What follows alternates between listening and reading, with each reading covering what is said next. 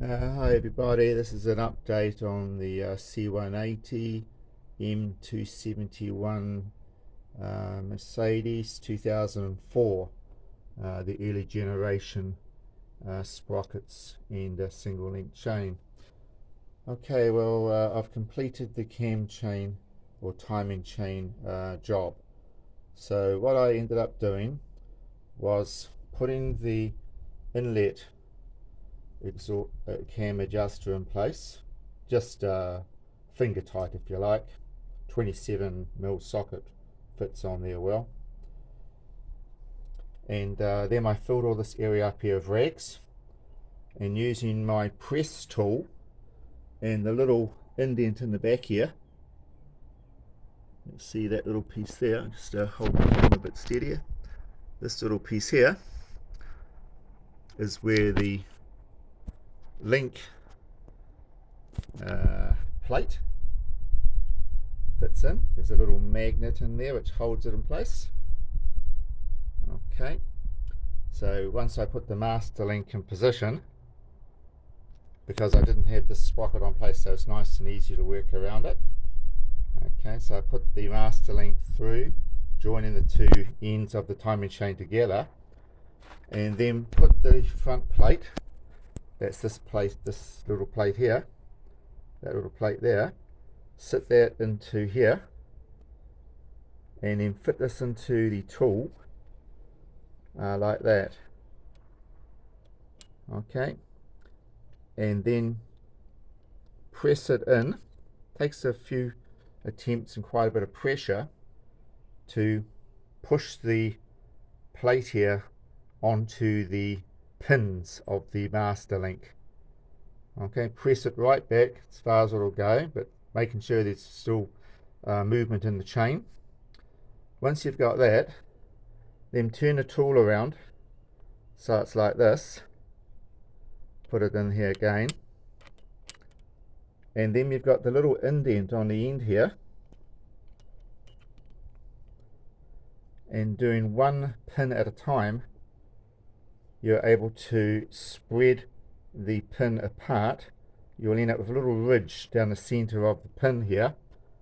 Look carefully, you'll see that. Maybe a little bit hard to see with my camera, but I can feel it with my fingernail. Just feel that there, and I can feel that there quite easily. And then that will mean that it is actually expanded outwards, preventing the plate from ever coming off. I doubt if it ever would come off, because pressing it on was quite a bit of effort. So once I had that in place, and I'm quite happy with the freeness of it, still with my lock in place on my camshafts, I then very carefully eased in my exhaust camshaft adjuster. You've got to line the pin up at the back of the adjuster here with a hole in the front of the camshaft, at the same time keeping your timing mark on the adjuster lining up with the timing mark on the camshaft. It's not too hard to do, just takes a little bit of effort. Oh, by the way, of course, I made sure that my chain came up here off the bottom sprocket from the crankshaft up here nicely, all the way around, and was sitting nicely across the top here into the sprocket teeth on my inlet, and then across here into my exhaust. Any slack that there really wasn't went down here on the tensioner side. So once I was happy with the position, I put the bolt in here again, finger tight. Okay, then I went ahead and put my tensioner in place. You can't see it because it's in quite deep there.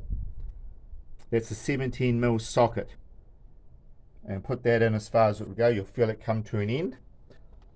That pushes the guide out this way, and I have good tension on my chain. Very happy to say everything is very nice there. So then I've rotated the engine around quite a few times by hand. As it comes around, my timing marks are consistent with the top dead center on my crankshaft harmonic balancer. So I'm pretty happy with everything. Everything's gone to plan nicely. Couldn't have done it, I don't think you can do it well without this tool, without doing some sort of a rough job, which I didn't want to do. I wanted this job to be everlasting for the life of the engine tool. Maybe somebody in the future might do this job again. Possibly not. This will probably see the car out. Done 180,000 Ks now. So my next job is to, with the new thermostat in place, fit the front cover in here. Just a little bit of gasket maker through here, small amount, and button that up, and then I can start looking at putting on the valve cover and its new gasket set that I've got for that as well. So I'm making pretty good progress. It's Saturday afternoon. I'm expecting to have the engine running on Sunday without any problems at all. So hopefully you found this fairly interesting, and if you follow the pattern or the method that I've used here, you'll have no trouble at all. Just take your time and you'll be fine. Also torque up the bolts here to the specifications. You'll find those online. Do all that of course before you take the locking mechanism out. One problem I have had is that over time the water has been leaking down the front here into the oil. So before I start the engine up, I'm going to drain the oil and replace the oil with fresh oil as well. I have actually replaced the oil filter the other day as well, so it should start up with the coolant being topped up and also with new oil. Not expecting any problems with that. It's only been sitting for a few days like that, so it should just all flow out. But that is an unfortunate situation. I've blocked it off better now with this piece of styrofoam. I had a rag there before, but the rag seemed to be wicking, and I think it was getting past the rag. So just a little thing to watch out for, and just keep an eye on that part as well. So it looks nice and new.